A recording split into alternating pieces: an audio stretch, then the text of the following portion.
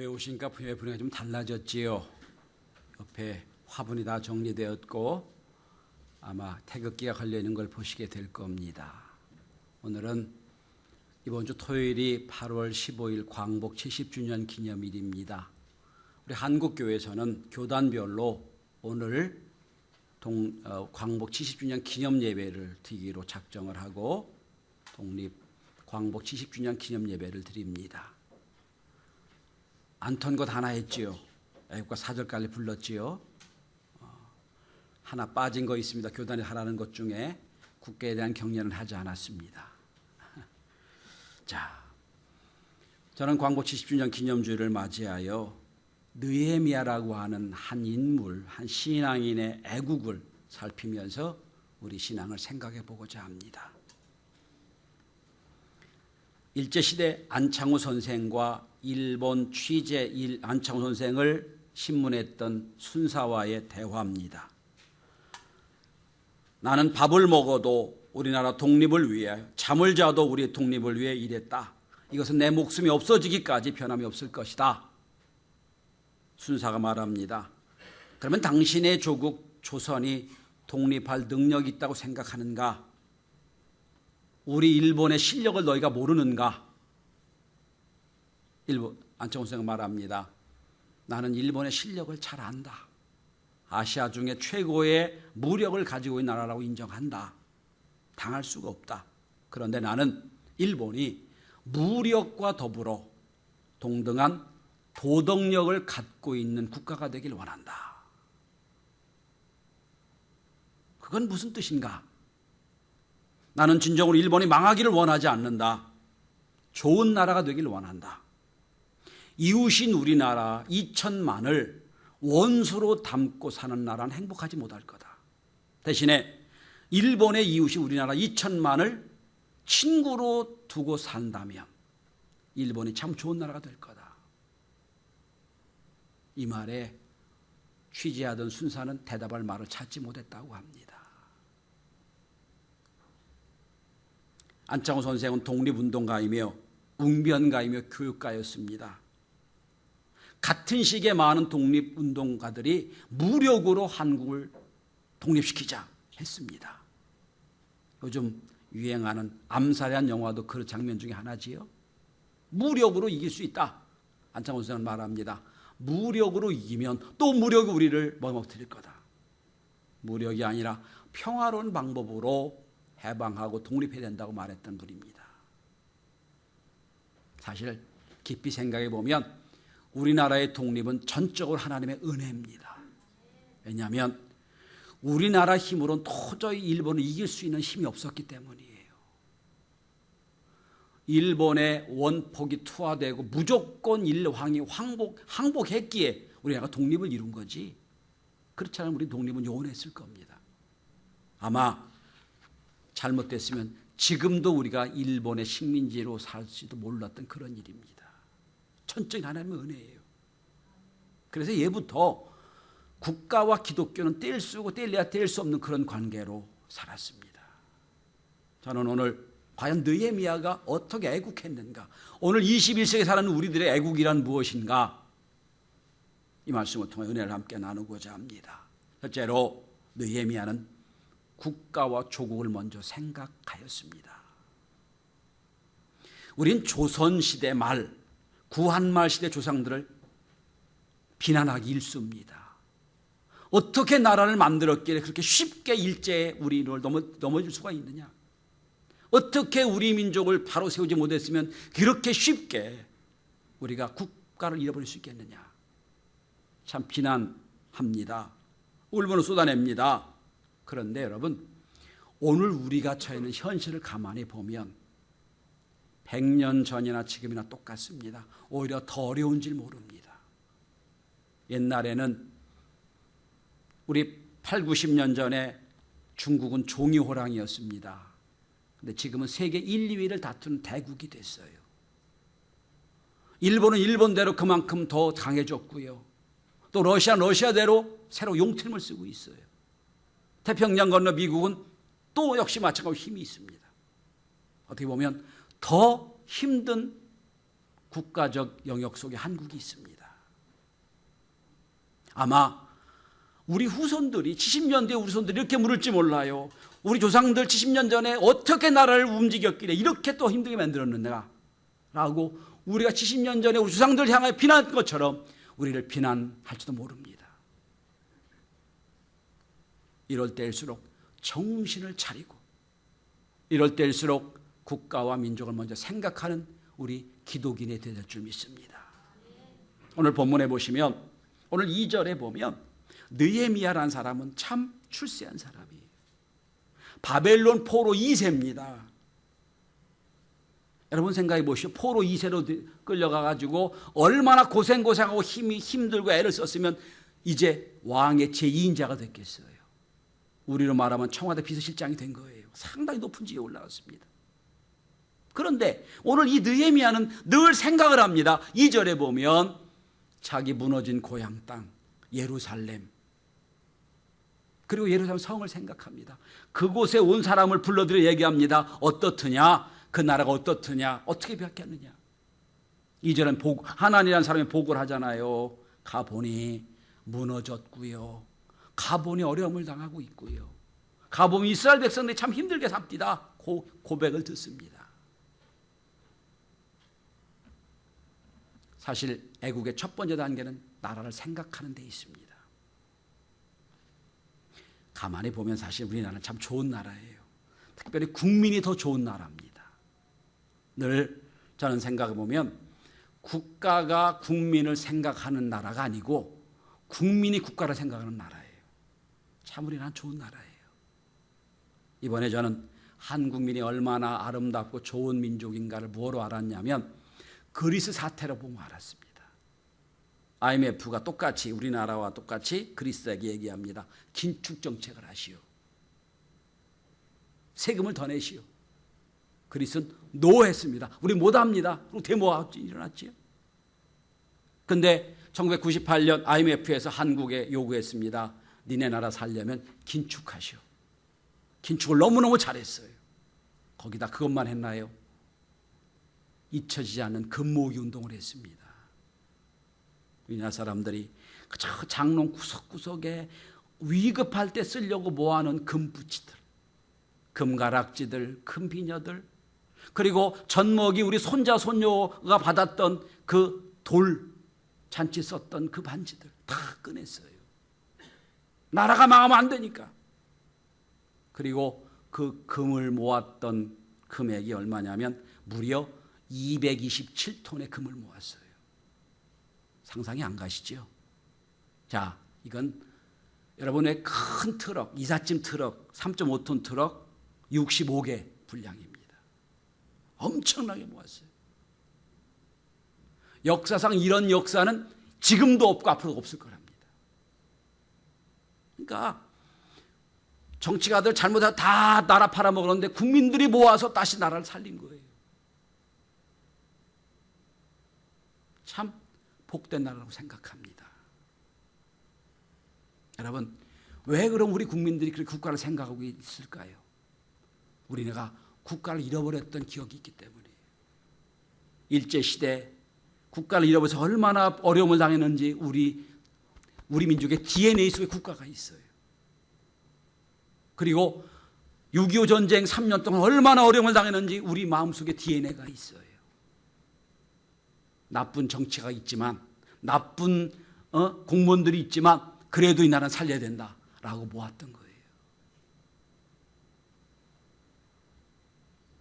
여러분, 국가가 있어야 우리 기독교도 있습니다.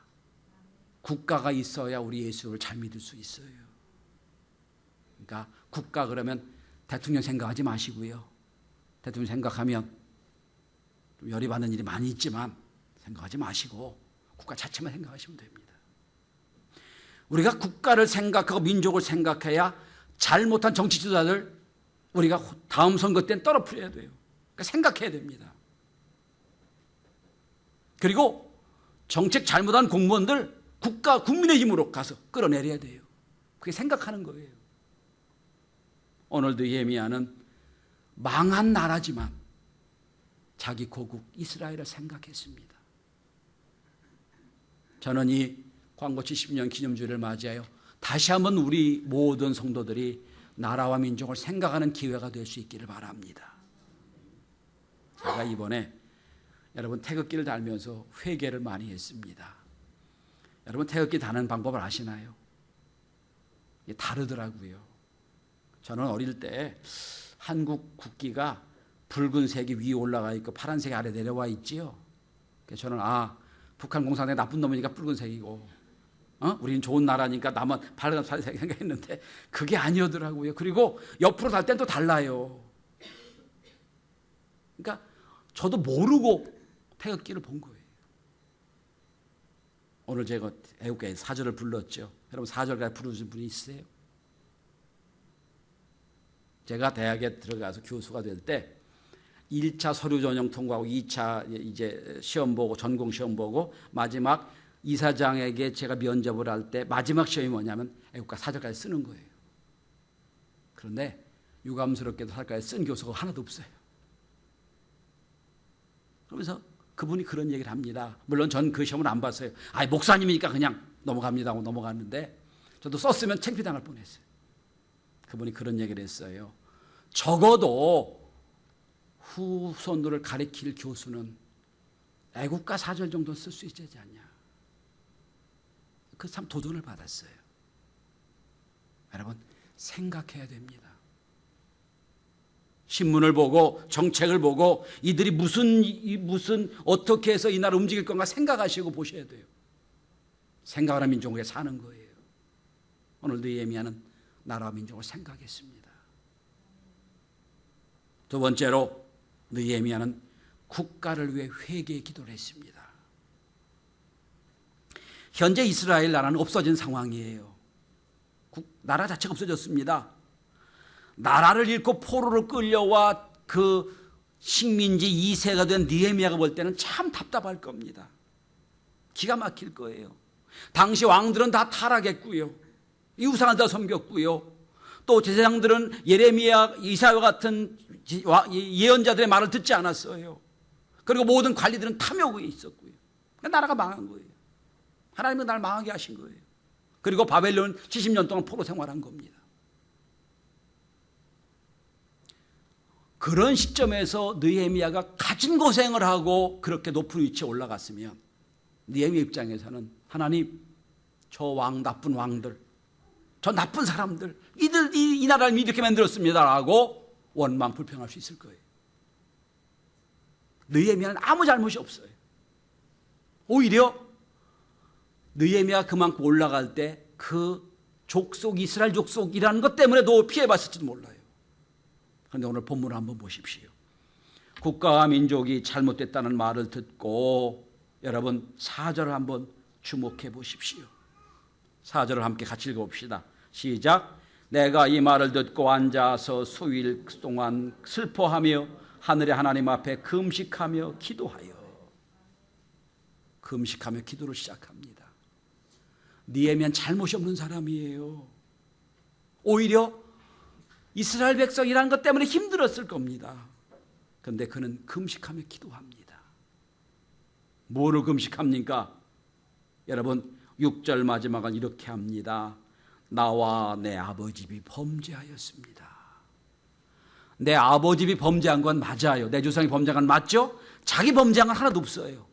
하나님, 제가 범죄했습니다. 회개하는 거예요. 예루살렘이 멸망하고 이스라엘 백성이 멸망한 게 자기 공동 책임으로 여긴다는 겁니다. 나의 공동 책임이다. 우리나라 현재 문제점이 뭔가요? 다 남이 탓이에요. 다 대통령 탓이고 다 정부 탓이고 내 잘못이 하나도 없어요. 세월호 사건이 났을 때 전 그런 생각을 했어요. 과연 내가 세월호 선장이라면, 과연 내가 세월호의 선주라면 나는 어떻게 했을까? 아마 나도 저렇게 법을 어겨가면서 돈을 많이 벌 방법을 다 택했을 거예요. 나도 여러분도 공동체임 그 속에 있다는 거예요. 느헤미야는 이렇게 말할 수 있어요. 하나님, 나는 다릅니다. 난 열심히 살았습니다. 난 노력했습니다. 이렇게 올라갔습니다. 하나님, 그 우리 조상들 나쁩니다. 조상들 하나님 심판해 주십시오. 할 수 있을 거예요.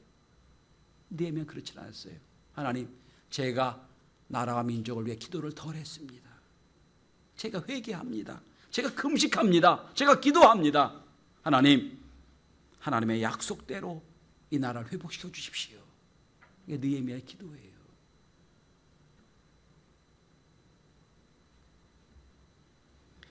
여러분들은 필리핀이나 베트남에 여행과 관광을 많이 가실 겁니다. 관광과 여행을 가면 절대 못 보는 게 몇 가지가 있습니다. 저는 필리핀이나 베트남이나 선교 여행을 갑니다. 선교사들과 함께 여러분이 보지 못한 걸 봅니다. 필리핀에 가면 3만 명의 코피노들이 있습니다. 한국인 혼혈아들이 있습니다. 베트남에 가면 라이따이안이라고 하는 2만 명의 우리 한국인 혼연들이 있어요. 그들이 선교사를 돕고 있어요. 그들은 필리핀에서도 이방인이에요. 베트남에서 이방인이에요. 우리나라는 우리나라 사람이 아니라고 여겨집니다. 국가 정부의 어떤 도움이 하나도 없어요. 전 그거 볼 때마다 필리핀 갈 때마다 회개합니다. 하나님, 제가 만든 신은 아니지만 우리가 잘못했습니다. 여러분, 필리핀의 선교사 얘기입니다. 2000년 전부터 급속하게 코피노가 늘고 있대요. 어학연수 가서 거기서 만들어 놓은 애들이에요. 20대 애들이 가가지고 만들어 놓고 몰라 그러다 들어온대요. 그게 누구 죄입니까? 제가 교회만 좀 더 크고 능력이 있다면 참 그런 이들을 위해 도울 교회가 됐으면 좋겠다 생각을 해요. 누구 잘못입니까? 우리의 잘못이에요. 우리 자손들을 예수를 믿게 했다면 가서 그렇게는 안 할 텐데, 우리 자손들을 구원시켰다면, 믿음에 바로 세웠더라면 가서 그렇게는 안 했을 텐데, 누구 잘못이에요? 우리의 잘못이라는 거예요. 그래서 구원이 중요한 거예요.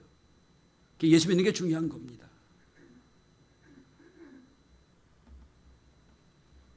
헨리 트루만 대통령이 지금도 존경을 받고 있는 미국 대통령인데, 존경받는 이유가 딱 하나입니다. 그의 대통령 책상 앞에는 딱 한마디 써 있답니다.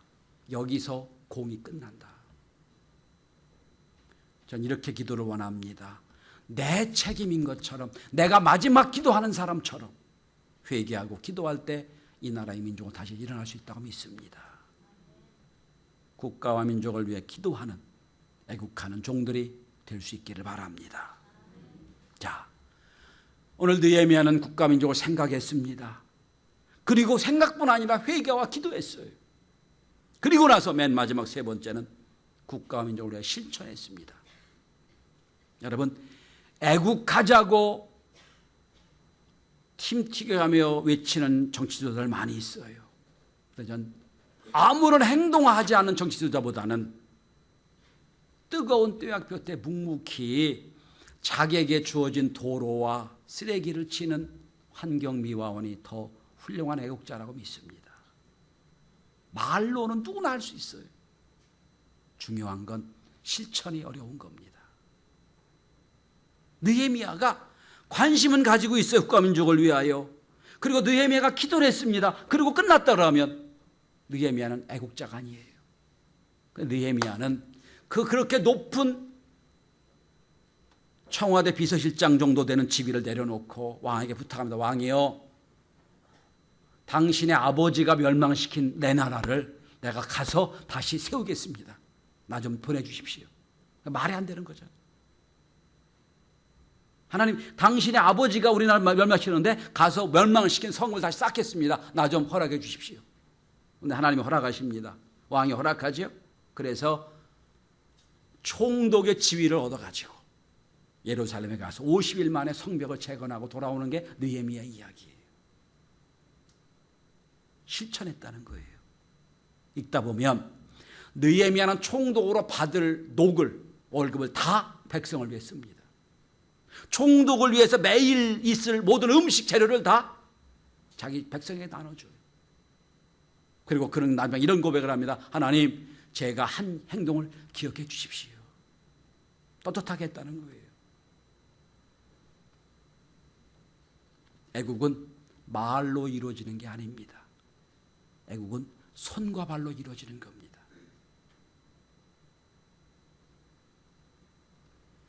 주세페 가리발디라는 사람이 있습니다. 19세기 이탈리아를 통일시켰던 국민적 영웅입니다. 이탈리아에 가면 곳곳에 주세페 가리발디의 동상이 서 있습니다. 이 가리발디가 청년들을 모아놓고 민족을 위해 싸우자고 역설을 했습니다. 그랬더니 청년 하나가 이렇게 물었습니다. 만일 내가 조국을 위해 싸운다면 그 대가가 무엇입니까? 가리발디는 그를 쳐다보며 말했습니다. 칼이 베인 상처, 심한 부상, 때론 죽음이 대가로 주어질 겁니다. 그런데 잊지 마십시오. 당신의 상처와 죽음으로 이탈리아는 자유로운 나라가 될 것입니다. 우리 후손들은 행복한 나라가 될 것입니다. 똑같습니다.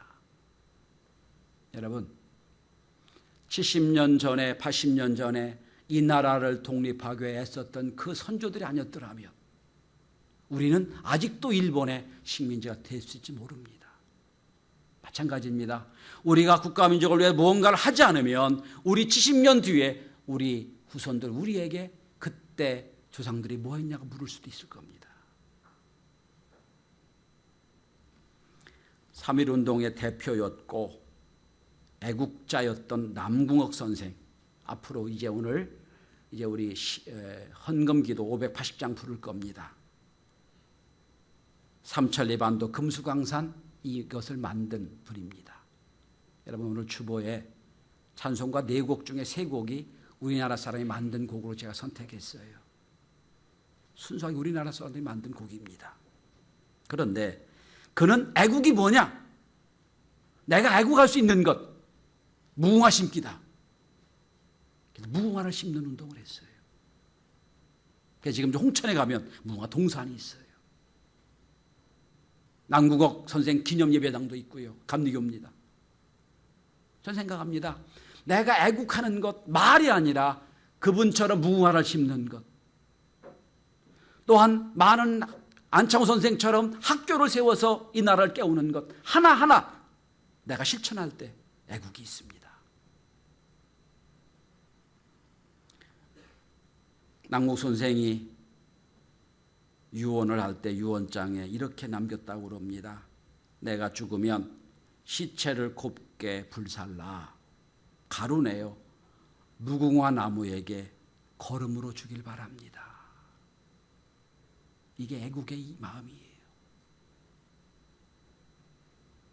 최근에 읽은 책 중에 평신도의 발견이라는 책이 있습니다.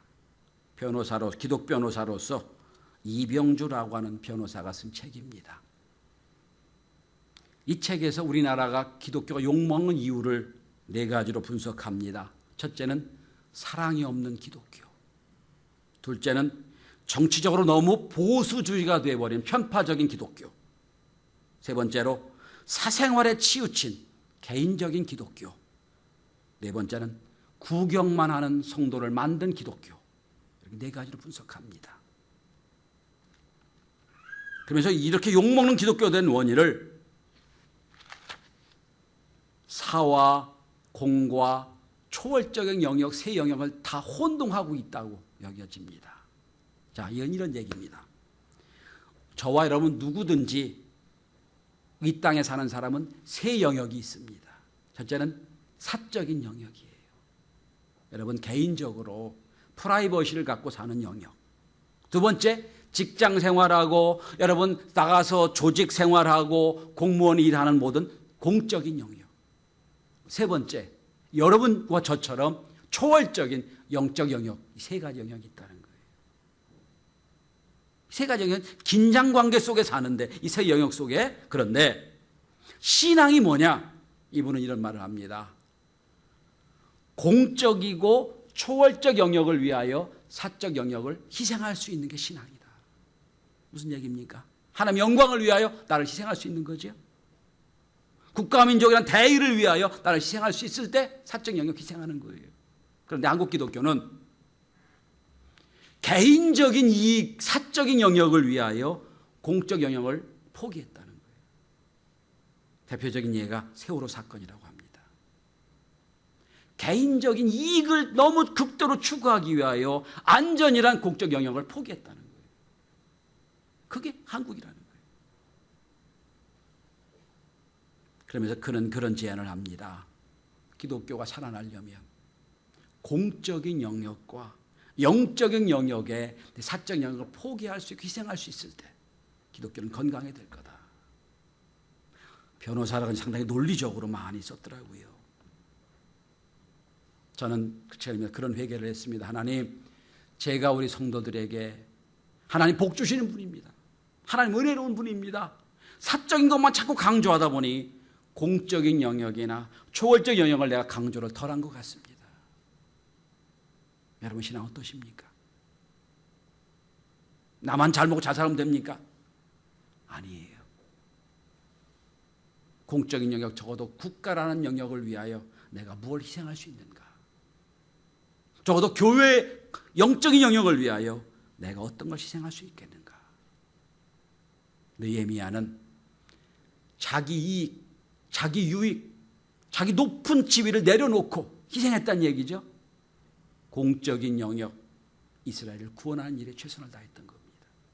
아니, 초월적인 영역, 하나님의 은혜를 위하여 자기를 포기하고 주의 일을 감당했던 겁니다. 광복 70주년 기념주일입니다.